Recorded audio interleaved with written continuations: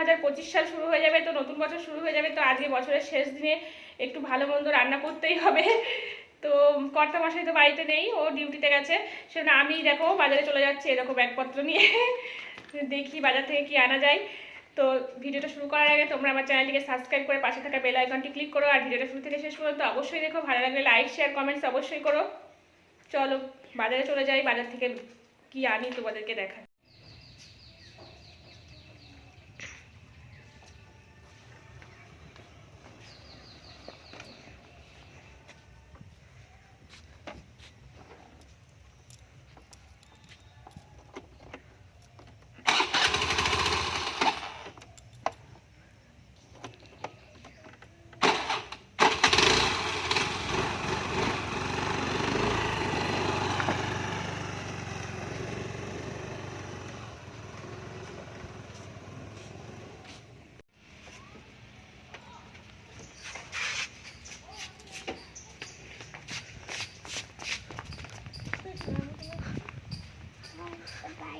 বাইরে কি করছিল টাকা?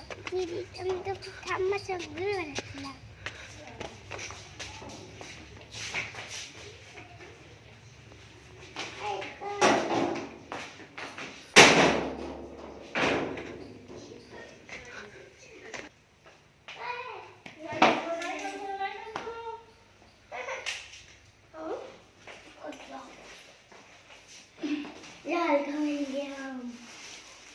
কাঁচা ঝাল,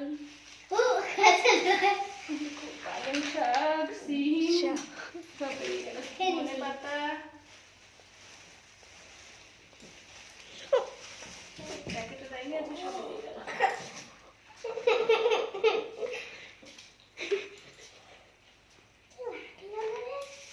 এই হলো চিকেন, আর এই দেখো আলু, নতুন আলু, নতুন বছরের আলু, নতুন আলু, নতুন আলু, নতুন বছরের আলু।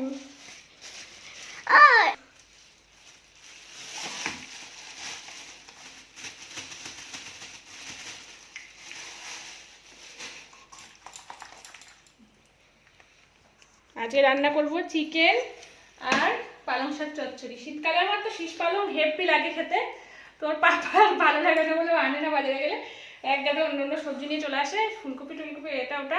তো আমার ফুলকপি খেলে গ্যাস হয়ে যায়, মানে অ্যাসিডিটি হয়ে যায়, সেজন্য আমার ভালো লাগে না। আমার তো পালং শাক খুব ভালো লাগে। আর মাংসটা করবো আর পালং শাক চচ্চড়ি করবো। আগে ভাত দিয়ে দিই, ছেলেগুলো রান্না হয়ে গেছিলো, ওদের বললাম ভাত দিয়ে যাই, ওরা বললো যে এসে দিবা। আমি দেখলাম যে আজকে আবার যদি মাংস না পাওয়া যায়, আজকে অনেক ভিড় হবে তো বাজারে, তো ভিড় ছিল না, তাড়াতাড়ি পেয়েছি, তাড়াতাড়ি নিয়ে এসেছি।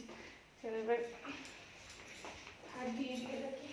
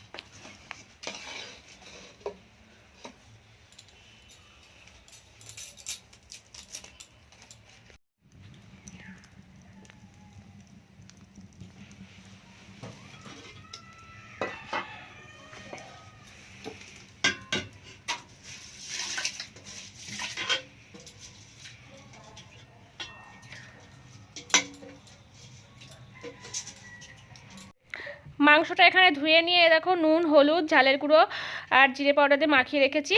আর এখানে মশলাপাতি সব রেডি হয়ে গেছে। পালং শাকও কেটে নেওয়া হয়েছে। পালং শাকটা সিম দিয়ে বেগুন দিয়ে আলু দিয়ে করবো। এটা মাংসের আলু। মাংসের মশলাটা এখানে কষানো হয়ে গেছে। এবারে মাংসটা দিয়ে দিলাম। তাড়াতাড়ি রান্নাটা করতে হবে। মিষ্টি মামার আবার পড়া আছে, মাংসটা রান্না হলে আবার পালং শাক চচ্চড়িটাও করতে হবে। আর আমাদের এখানে তো প্রত্যেক বছরের শেষ দিনে সেই পিকনিক হয়, মানে আমাদের বাড়ির পাশে, পুরো বাড়ির সাথেই পাশের বাগানটাতেই পিকনিক হয়। আমাদের বাড়িটা তো বাগানের মধ্যেই, জানোই, রাস্তার ধারে। আর আমাদের বাড়ির ঠিক পাশের বাগানটাতেই পিকনিক হচ্ছে রাস্তার ধারে, মানে একদম বলতে গেলে আমাদের বাড়ির মধ্যেই বক্স বাজছে এরকম আওয়াজ।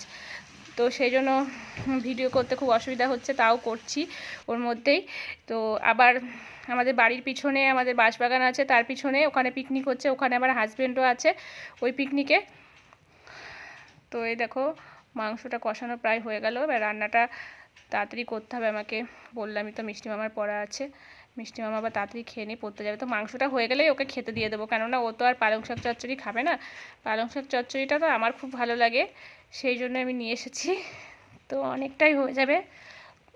পালং শাক চচ্চড়িটা শীতকালে বাসি হয়ে গেলেও ভালো লাগে খেতে। পরের দিন সকালেও আমি খাই যদি থাকে, তাছাড়া অন্য কিছু মানে ভাত টাত বাসিটা সেরকম খাই না আমরা। ওর পাপাও খেতে দেয় না, তো আমিও খাই না, আমারও ভালো লাগে না ঠান্ডা জিনিস খেতে।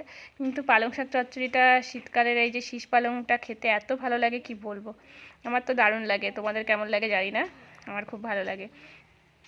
তো এই দেখো চচ্চড়িটাও বসিয়ে দিয়েছি।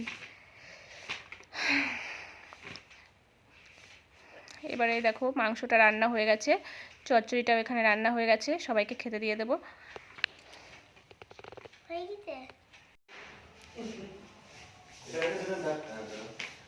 এদিকে মিষ্টি মামার খাওয়া দাওয়া হয়ে গেছে, মিষ্টি মামা এখন পড়তে যাচ্ছে।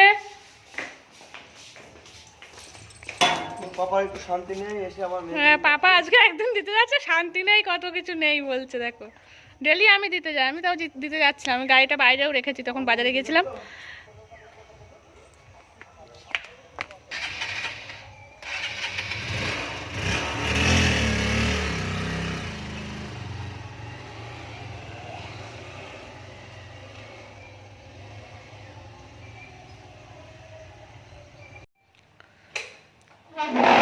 মা খাচ্ছে, দুষ্টুরু খেতে দিয়ে দিয়েছি, কখন থেকে বলছি খেতে বাস খেতে বাস। দেখো শুধু খেতে বসে টিভি চালাবে, নাই ফোন দেখবে, খেতে তো বসবে না, বদমাইশ। আবার খেতে গিয়ে ছিটিয়ে মিটিয়ে একাকার করবে। তাহলে এবার আমার খাবারটা নিয়ে নিই, আমি খাবো। এখানে আমার ভাতটাও বেড়ে নিয়েছি, এ দেখো মাংস, বেগুন পোড়া আর পালং শাক চচ্চড়ি। এবার আমি খেয়ে নেবো। তাহলে এবার আমরা খাওয়া দাওয়া করবো। মা আর দুষ্টু তো প্রায় হয়ে গেল, আমি খেয়ে নেবো। তো আজকের মতো ভিডিওটা এখানেই রাখছি, আশা করছি তোমাদের খুব ভালো লাগলো। তো ভালো লাগলে আমার চ্যানেলটিকে সাবস্ক্রাইব করে পাশে থাকা বেল আইকনটি ক্লিক করো, আর ভিডিওটা লাইক শেয়ার কমেন্টস অবশ্যই করো। Take care, by.